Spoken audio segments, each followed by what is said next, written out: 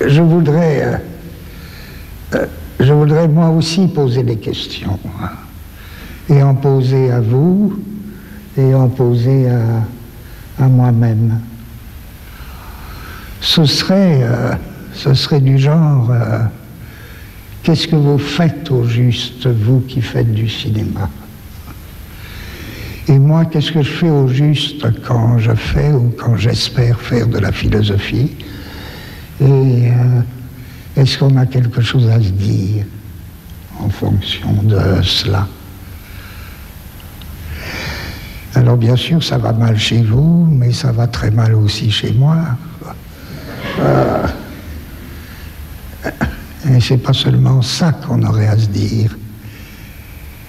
Ou bien, je pourrais poser la question autrement. Qu'est-ce que c'est avoir une idée au cinéma? Si l'on fait du cinéma ou si l'on veut faire du cinéma, qu'est-ce que c'est avoir une idée?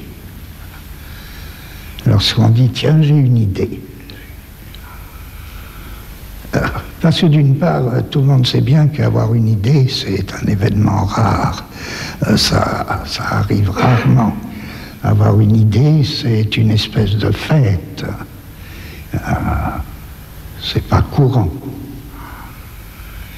Et d'autre part, avoir une idée, c'est pas quelque chose de général. On n'a pas une idée en général. Une idée, elle est déjà vouée. Tout comme celui qui a l'idée est déjà voué à tel ou tel domaine. Je veux dire que une idée, c'est tantôt une idée en peinture, tantôt une idée en roman, tantôt une idée en philosophie, tantôt une idée en sciences. Et c'est évidemment pas le même qui peut avoir tout ça. Si vous voulez, les idées, il faut les traiter comme des espèces de potentiels. Les idées, ce sont des potentiels, mais des potentiels déjà engagés dans tel ou tel mode d'expression. Et inséparables du mode d'expression, si bien que je ne peux pas dire « j'ai une idée en général ».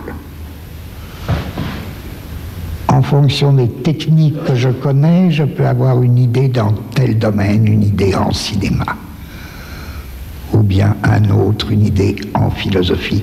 Qu'est-ce qu'avoir une idée en quelque chose?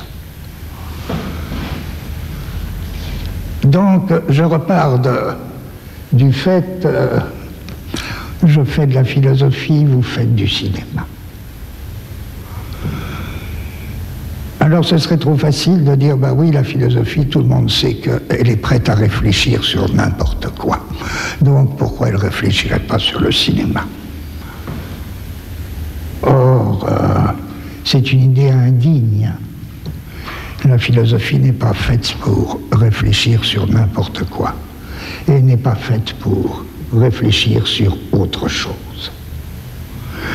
Je veux dire, en traitant la philosophie comme une puissance de réfléchir sur, on a l'air de lui donner beaucoup et en fait on lui retire tout. Car personne n'a besoin de la philosophie pour réfléchir.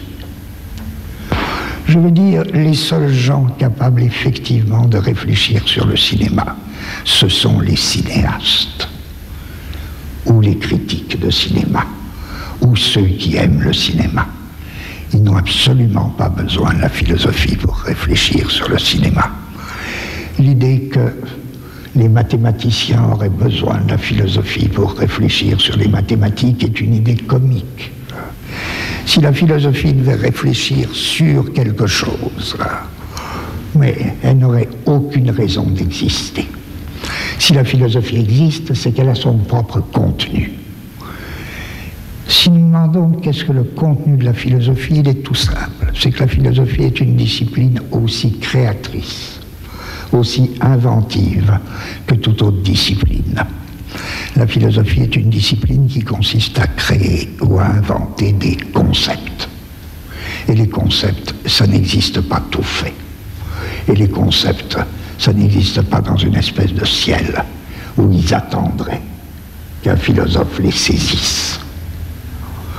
Les concepts, il faut les fabriquer. Alors bien sûr, ça ne se fabrique pas comme ça, on ne se dit pas un jour, tiens, je vais faire tel concept, je vais inventer tel concept.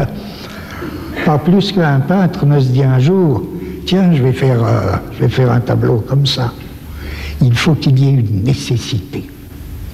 Mais autant en philosophie qu'ailleurs. Tout comme un cinéaste ne se dit pas, tiens, je vais faire tel film.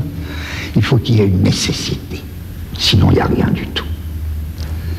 Reste que cette nécessité, qui est une chose très complexe, si elle existe, elle fait qu'un philosophe, je sais au moins de quoi il s'occupe. Il ne s'occupe pas de réfléchir, même sur le cinéma. Il se propose d'inventer, de créer des concepts. Je dis que je fais de la philosophie, c'est-à-dire j'essaie d'inventer des concepts. J'essaie pas de réfléchir sur autre chose. Si je dis, vous qui faites du cinéma, qu'est-ce que vous faites? Je prends une définition aussi puérile, donc accordez-la moi, il y en a sûrement d'autres et de meilleurs. Je dirais, vous, ce que vous inventez, c'est pas des concepts, c'est pas votre affaire. Ce que vous inventez, c'est ce qu'on pourrait appeler des blocs de mouvement duré. Si on fabrique un bloc de mouvement duré, peut-être que c'est que on fait du cinéma. Remarquez, il n'y a pas question d'invoquer une histoire ou de la récuser. Tout a une histoire. La philosophie aussi raconte des histoires. Elle raconte des histoires avec des concepts. Le cinéma, je pense, supposons qu'il raconte des histoires avec des blocs de mouvement duré. Je peux dire que la peinture invente. Elle, c'est un tout autre type de bloc. C'est ni des blocs de concept, ni des blocs de mouvement duré, mais supposons que ce soit des blocs de lignes couleurs.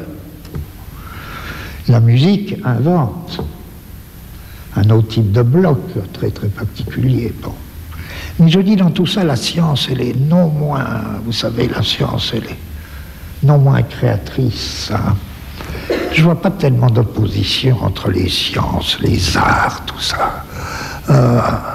Si je demande à un savant qu'est-ce qu'il fait, lui aussi il invente. Il découvre pas, hein, un savant. Ou du moins la découverte ça existe, mais ça fait partie, mais c'est pas par là qu'on définit une activité scientifique en tant que telle. Un savant, il invente et il crée autant qu'un artiste.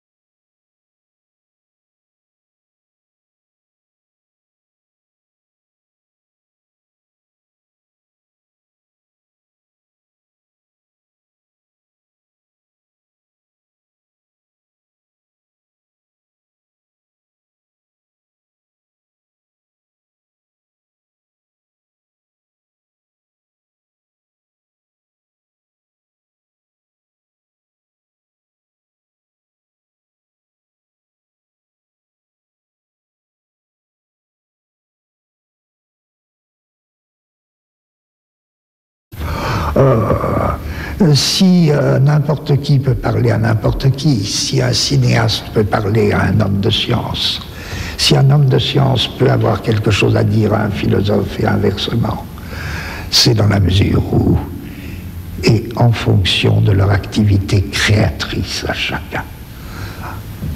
Non pas qu'il y ait lieu de parler de la création c'est plutôt quelque chose de très solitaire et de... Non pas qu'il y ait lieu de parler de la création, mais c'est au nom de ma création que j'ai quelque chose à dire à quelqu'un. Et si j'alignais alors toutes ces disciplines qui se définissent par leur activité créatrice, si je les alignais, je dirais bien qu'il y a une limite qui leur est commune. Et la limite qui est commune à toutes ces séries d'inventions, inventions de fonctions, inventions de blocs, durée, mouvement, inventions de concepts, etc. La série qui est commune à tout ça, hein, ou la limite de tout ça, c'est quoi? C'est l'espace-temps. Si bien que si toutes les disciplines communiquent, si toutes les disciplines communiquent ensemble, c'est au niveau de ce qui se dégage jamais pour soi-même, mais qui est comme engagé dans toute discipline créatrice, à savoir la constitution des espaces-temps. Bresson, bon, c'est très connu, hein. Il y a rarement des espaces entiers chez Bresson. C'est des espaces qu'on peut appeler déconnectés. C'est-à-dire, il y a un coin, par exemple, le coin d'une cellule. Et puis, on verra un autre coin, ou bien un endroit de la paroi, etc. Tout se passe comme si l'espace bressonien, à certains égards, se présentait comme une série de petits morceaux dont la connexion n'est pas prédéterminée. Série de petits morceaux dont dès lors la connexion n'est pas prédéterminée. Il y a de très grands cinéastes qui emploient au contraire des espaces d'ensemble. Je ne dis pas que ce soit plus facile de manier un espace d'ensemble, hein. Les espaces, il y en a tellement au cinéma. Mais je suppose que ça, c'est un type d'espace, sans doute. Il a été repris ensuite, il a servi d'une manière très créatrice à d'autres qui l'ont renouvelé par rapport à Bresson, mais je suppose que Bresson a été un des premiers à faire de l'espace avec des petits morceaux déconnectés, c'est-à-dire des petits morceaux dont la connexion n'est pas prédéterminée. Quand je disais de toute manière à la limite de toutes les tentatives de création, il y a des espaces-temps, il n'y a que ça. Ben oui, c'est là que les blocs de durée-mouvement de Bresson vont tendre vers ce type d'espace, entre autres. La réponse, elle est donnée. Ces petits morceaux d'espace visuel dont la connexion n'est pas donnée d'avance, par quoi voulez-vous qu'ils soient connectés sinon par la main? Et c'est pas de la théorie, ça, c'est pas de la philosophie, c'est pas, ça se déduit pas comme ça, mais je dis le type d'espace de Bresson et la valorisation cinématographique de la main dans l'image sont évidemment liés.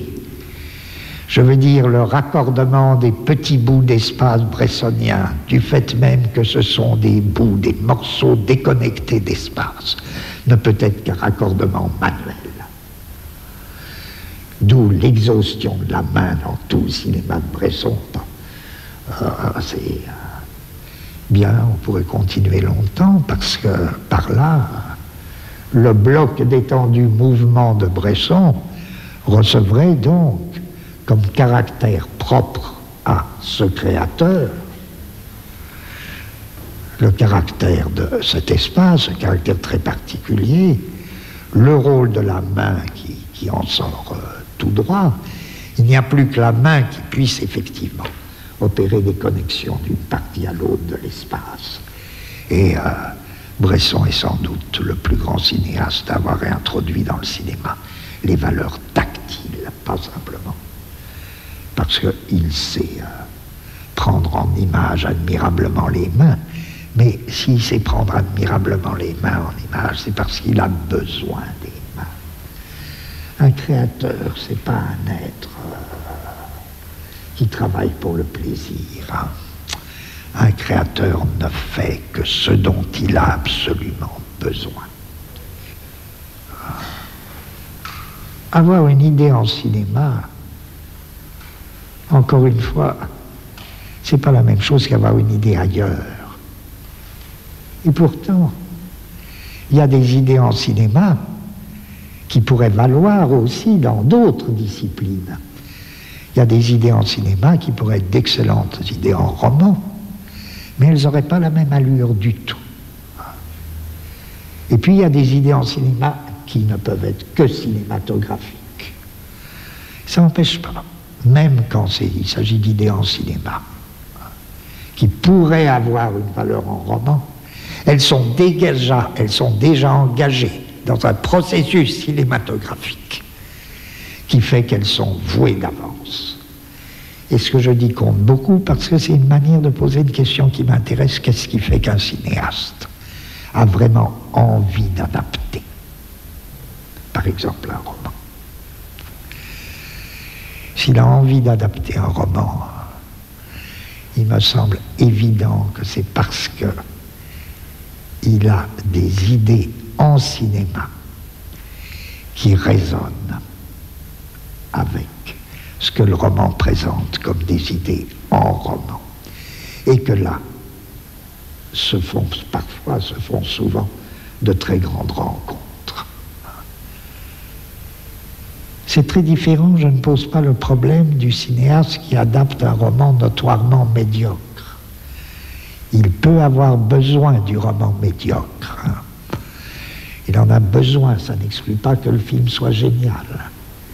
Je pose donc une question un peu différente. Ce serait une question intéressante de traiter cela, mais moi je pose une question un peu différente. C'est lorsque le roman est un grand roman, et que se révèle cette espèce d'affinité où quelqu'un a en cinéma une idée qui correspond à ce qui était l'idée en roman.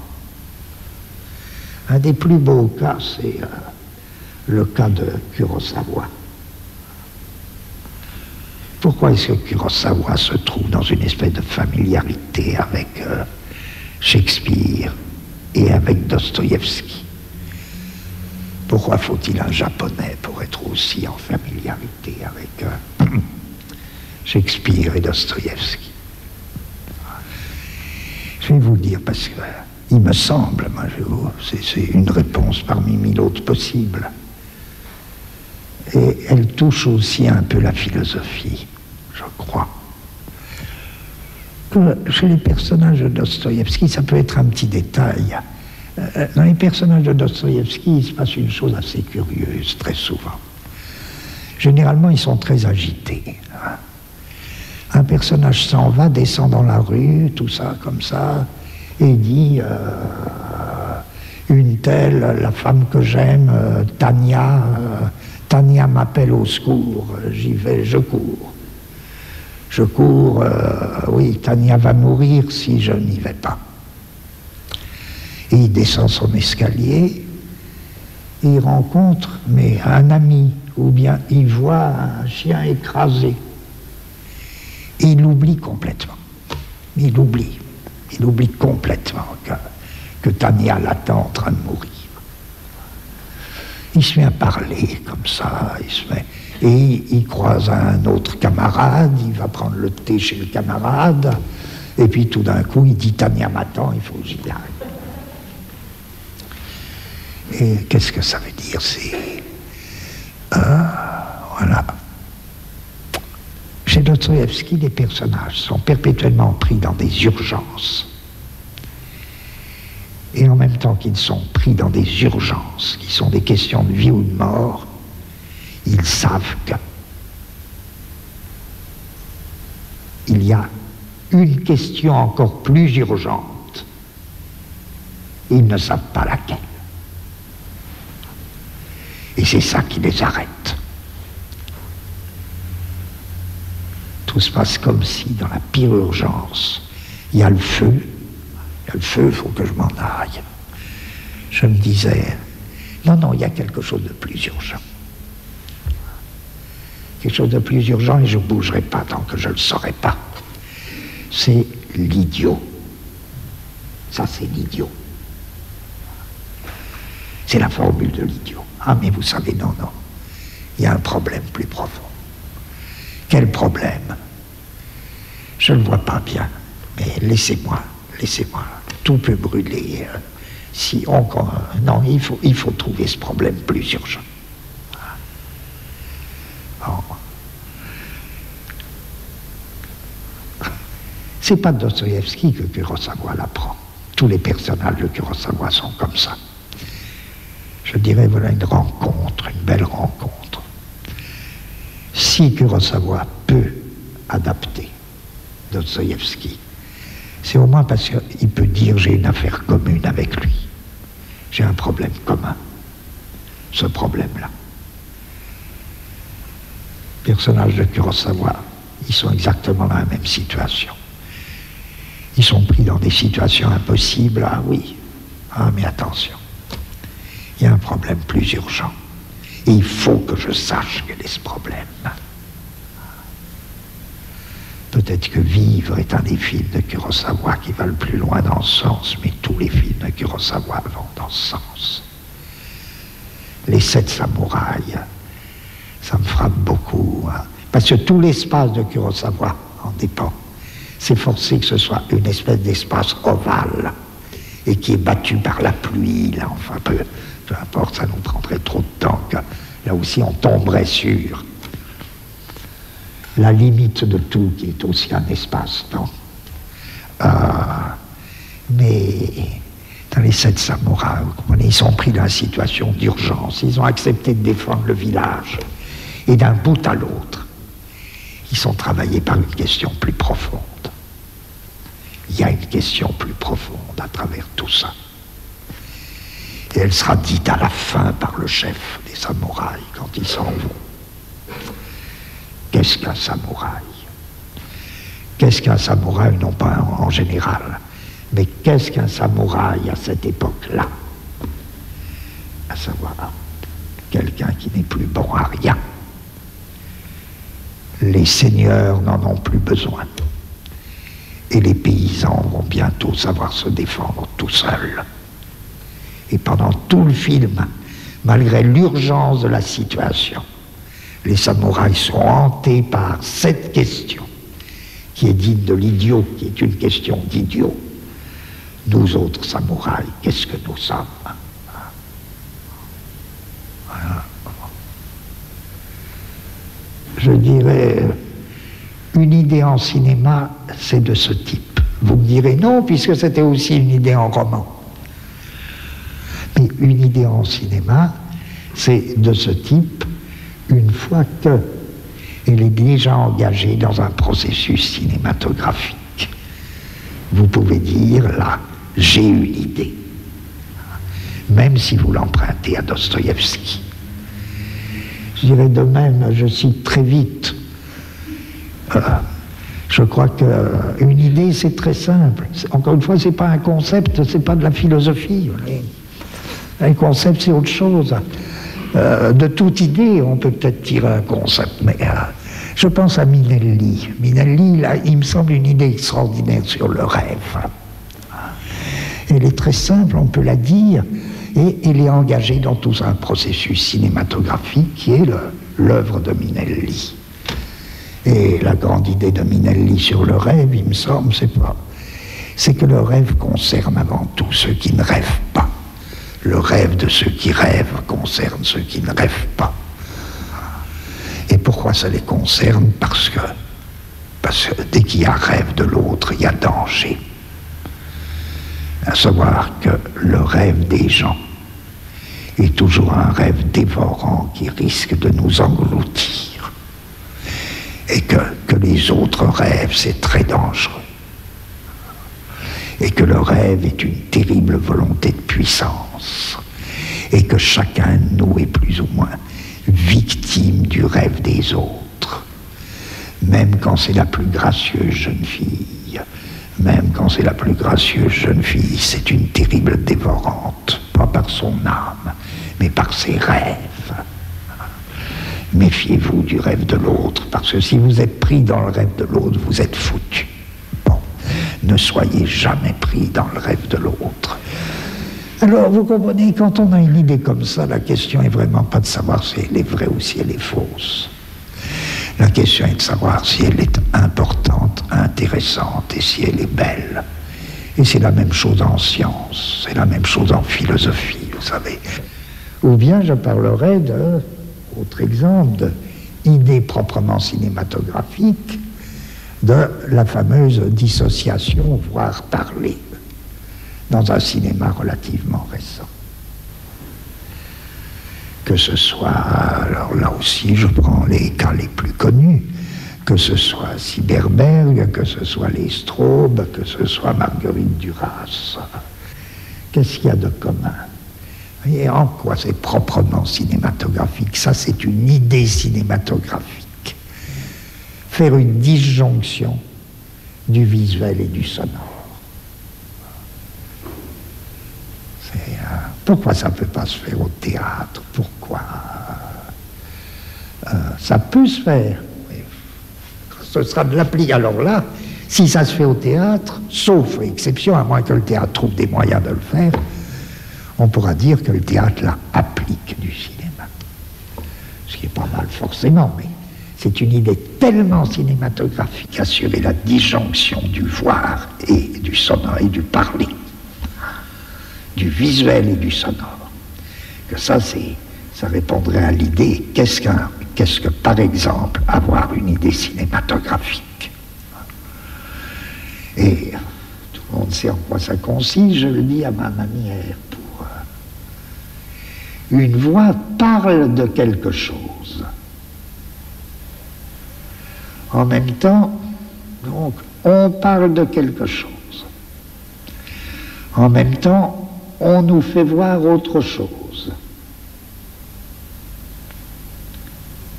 Et enfin, ce dont on nous parle est sous ce qu'on nous fait voir. C'est très important, ça, ce troisième point. Vous sentez bien que c'est là que le théâtre ne pourrait pas suivre. Le théâtre pourrait assurer les deux premières propositions. On nous parle de quelque chose et on nous fait voir autre chose. Mais que ce dont on nous parle en même temps se mette sous ce qu'on nous fait voir, et c'est nécessaire, sinon les deux premières opérations, elles n'auraient aucun sens, elles auraient guère d'intérêt. Si vous préférez, on peut dire, alors en termes plus... La parole s'élève dans l'air. La parole s'élève dans l'air en même temps que la terre qu'on voit, elle, s'enfonce de plus en plus. Ou plutôt en même temps que ce dont cette parole qui s'élève dans l'air nous parlait, cela dont elle nous parlait s'enfonce sous la terre. Qu'est-ce que c'est que ça? S'il n'y a que le cinéma qui puisse faire ça. Et je ne dis pas qu'il doit le faire, hein, qu'il l'ait fait, mettons, 2 ou 3 fois. Je peux dire simplement, c'était de grands cinéastes qui ont eu cette idée. Il ne s'agit pas de dire c'est ça qu'il faut faire, il faut bien faire. Il faut avoir des idées, quelles qu'elles soient. Ça, c'est une idée cinématographique. Je dis c'est prodigieux parce que ça assure, au niveau du cinéma, une véritable transformation des éléments, un cycle des grands éléments qui fait que du coup, le cinéma fait un grand écho avec, je ne sais pas, avec une physique qualitative des éléments. Ça fait une espèce de transformation.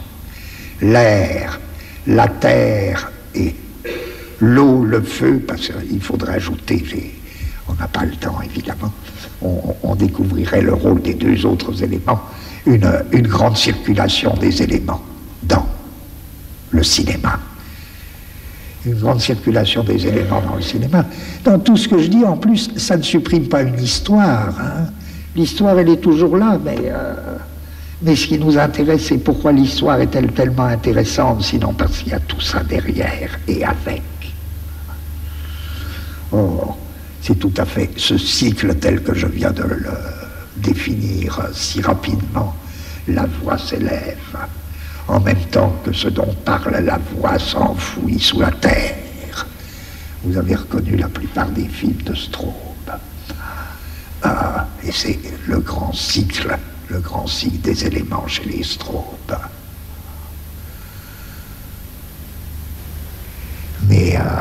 c'est très important, ce circuit qui a une sorte de beauté, où en effet, il y a perpétuellement disjonction de ce qu'on voit, puisque ce qu'on voit, c'est uniquement la terre déserte. Mais cette terre déserte, elle est comme lourde de ce qu'il y a en dessous, et vous me direz, mais ce qu'il y a en dessous, qu'est-ce qu'on en sait? Ben, c'est justement ce dont la voix nous parle. Et c'est comme si la terre, là, se gondolait de ce que la voix nous dit et qui vient prendre place sous la terre, à son heure et en son lieu. Et si la terre et si la voix nous parlent de cadavres, c'est toute la lignée des cadavres qui vient prendre place sous la terre. Si bien qu'à ce moment-là, le moindre frémissement de vent sur la terre déserte, sur l'espace vide que vous avez sous les yeux, sur la terre déserte, etc., prend tout son sens. Le moindre creux dans cette terre, etc. Mais je me dis, voyez bien, avoir une idée, c'est pas de l'ordre de la communication, en tout cas. Et c'est à ça que je voudrais en venir, parce que ça fait partie des questions qui m'ont été très gentiment posées. Je veux dire à quel point tout ce dont on parle est irréductible à toute communication. C'est pas grave, ça veut dire quoi? Ça veut dire, il me semble que, en un premier sens, on pourrait dire que la communication, c'est la transmission et la propagation d'une information. Or, une information, c'est quoi? C'est pas très compliqué, tout le monde le sait. Une information, c'est un ensemble de mots d'ordre. Quand on vous informe, on vous dit ce que vous êtes censé devoir croire. En d'autres termes, informer, c'est faire circuler un mot d'ordre. Les déclarations de police sont dites à juste titre des communiqués. On nous communique de l'information, c'est-à-dire on nous dit ce que nous sommes censés être en état ou devoir croire, ce que nous sommes tenus de croire, ou même pas de croire, mais de faire comme si l'on croyait, puisqu'on ne nous demande pas de croire, on nous demande de nous comporter comme si nous le croyions.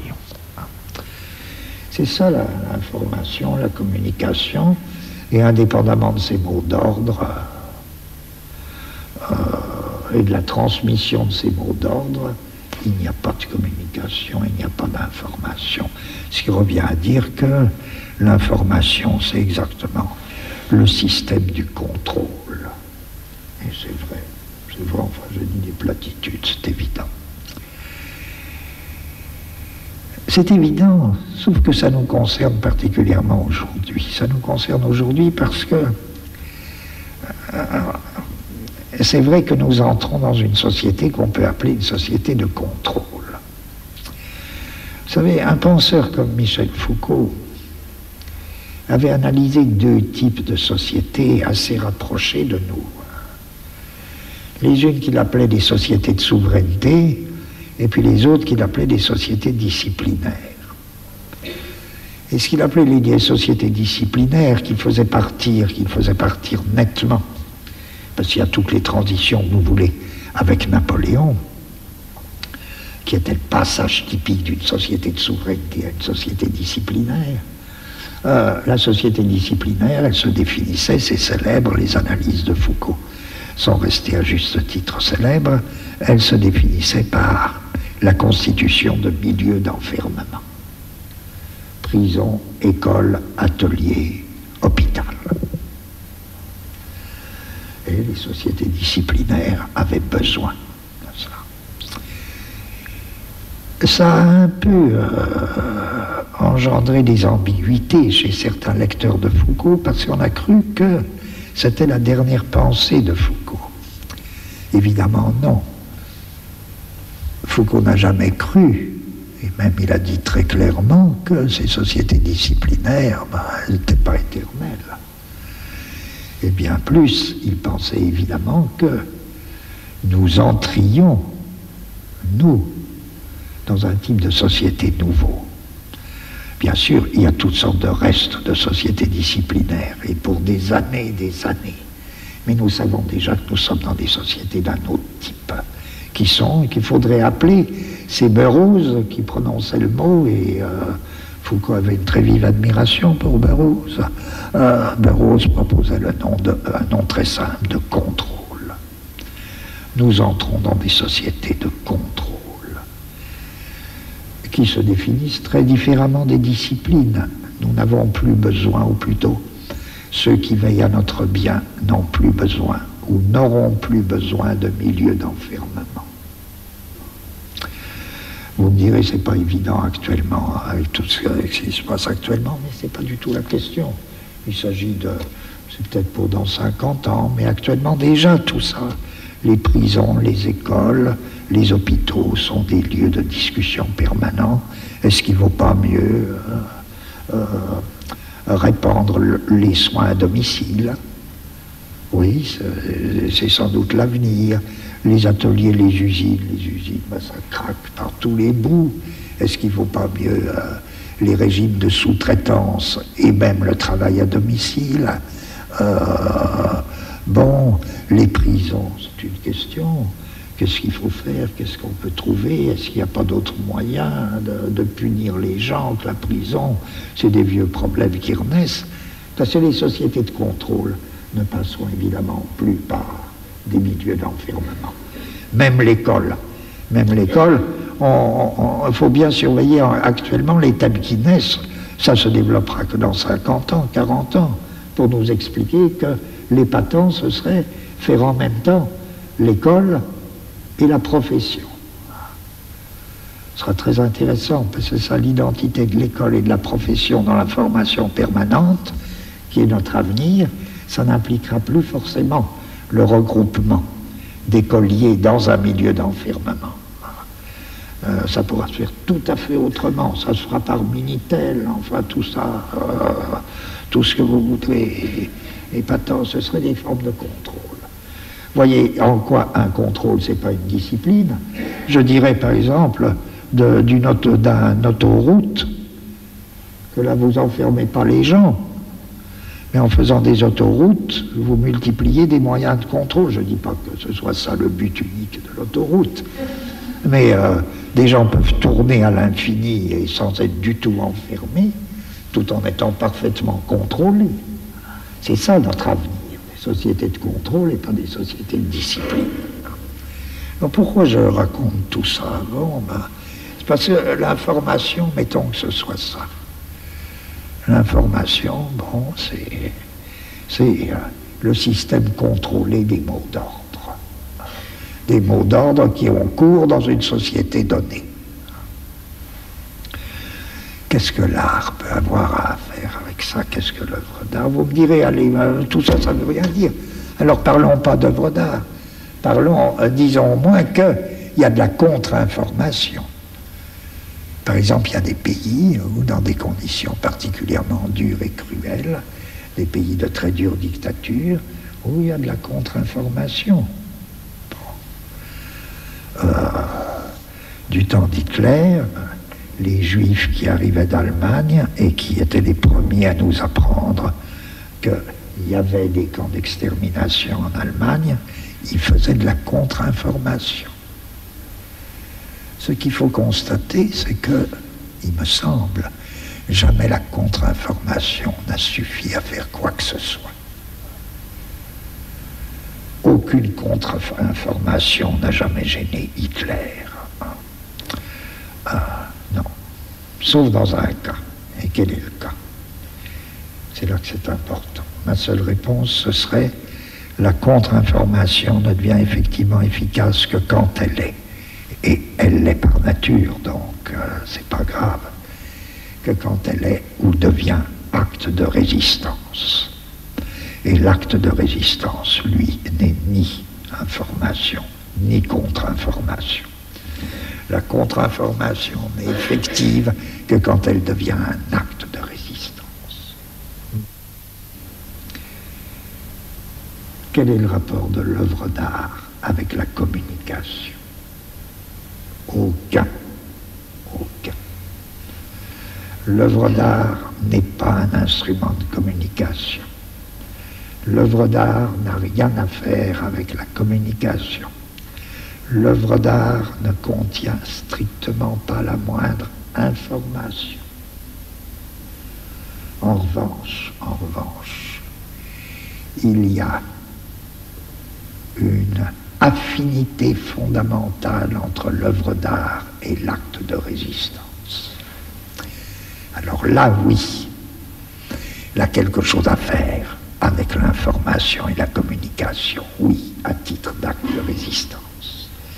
Quel est ce rapport mystérieux entre une œuvre d'art et un acte de résistance, alors que les hommes qui résistent n'ont ni le temps, ni parfois la culture nécessaire pour avoir le moindre rapport avec l'art? Je ne sais pas. Malraux développe un beau concept philosophique. Malraux dit une chose très simple sur l'art, il dit c'est la seule chose qui résiste à la mort. Je dis, revenons à mon truc tout à l'heure, au début, sur qu'est-ce que c'est, qu'est-ce qu'on fait. Quand on fait de la philosophie, on invente des concepts. Ben, je trouve que là, c'est la base d'un assez beau concept philosophique. Réfléchissez, oui, qu'est-ce qui résiste à la mort? Ben oui, sans doute. Il suffit de voir une statuette de 3000 ans avant notre ère pour trouver que la réponse de Malraux est plutôt une bonne réponse. Mais on pourrait dire, alors, moins bien, mais du point de vue qui nous occupe, ben oui, l'art, c'est ce qui résiste. C'est ce qui résiste. Et c'est peut-être, non pas la seule chose qui résiste, mais c'est ce qui résiste. D'où le rapport si étroit entre l'acte de résistance et l'art, et l'œuvre d'art. Tout acte de résistance n'est pas une œuvre d'art, bien que d'une certaine manière elle en soit. Toute œuvre d'art n'est pas un acte de résistance, et pourtant d'une certaine manière, elle l'est. Quelle manière mystérieuse, là il nous faudrait peut-être, je ne sais pas, il nous faudrait une autre réflexion, une longue réflexion pour... Ce que je veux dire, c'est, si vous me permettez de revenir à qu'est-ce qu'avoir une idée en cinéma ou qu'est-ce qu'avoir une idée cinématographique. Lorsque je vous disais, prenez le cas, par exemple, entre autres, des strobes, lorsqu'ils opèrent cette disjonction voix-sonore, dans des conditions telles que, marquez l'idée, d'autres grands auteurs l'ont prise d'une autre manière. Je crois que chez les strobes, ils la prennent de la manière suivante. Cette disjonction, encore une fois, la voix s'élève, elle s'élève, elle s'élève. Elle s'élève et encore une fois, ce dont elle nous parle passe sous la terre nue, sous la terre déserte que l'image visuelle était en train de nous montrer, image visuelle qui n'avait aucun rapport avec l'image sonore, ou qui n'avait aucun rapport direct avec l'image sonore. Or, quel est cet acte de parole qui s'élève dans l'air pendant que son objet passe sous la terre? Résistance. Acte de résistance. Et dans toute l'œuvre des strobes, l'acte de parole est un acte de résistance. De Moïse au dernier Kafka, en passant par, je ne cite pas dans l'ordre, je ne sais pas l'ordre, un non réconcilié jusqu'à Bach. Rappelez-vous, l'acte de parole de Bach, c'est quoi? C'est sa musique. C'est sa musique qui est acte de résistance. Acte de résistance contre quoi?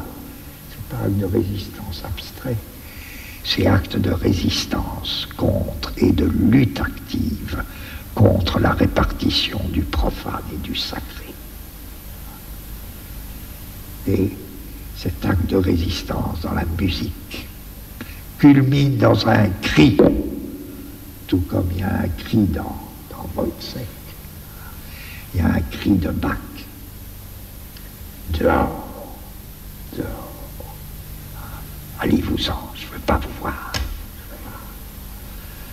Ça, c'est l'acte de résistance. Or, quand les Straubles mettent en valeur ce cri, là, le cri de Bach, ou quand ils mettent en valeur le cri de la vieille schizophrénique, la vieille schizophrène, je crois, dans Non réconcilié, etc. Tout ça, doit rendre compte de... Bon. En ce sens, l'acte de résistance, il me semble, a deux faces. Il est humain et c'est aussi l'acte de l'art. Seul l'acte de résistance résiste à la mort, soit sous la forme d'une œuvre d'art, soit sous la forme d'une lutte des hommes. Et quel rapport y a-t-il entre la lutte des hommes et l'œuvre d'art? Le rapport le plus étroit, pour moi le plus mystérieux, exactement ce que Paul Klee voulait dire quand il disait, vous savez, le peuple manque. Le peuple manque, mais en même temps il manque pas. Le peuple manque, ça veut dire que n'est pas clair et ne sera jamais clair. Cette affinité fondamentale entre l'œuvre d'art et un peuple qui n'existe pas encore. Alors enfin, oh ben non, il est très... Eh bien voilà, je suis profondément heureux de votre très grande gentillesse à m'avoir écouté. Et je vous remercie beaucoup.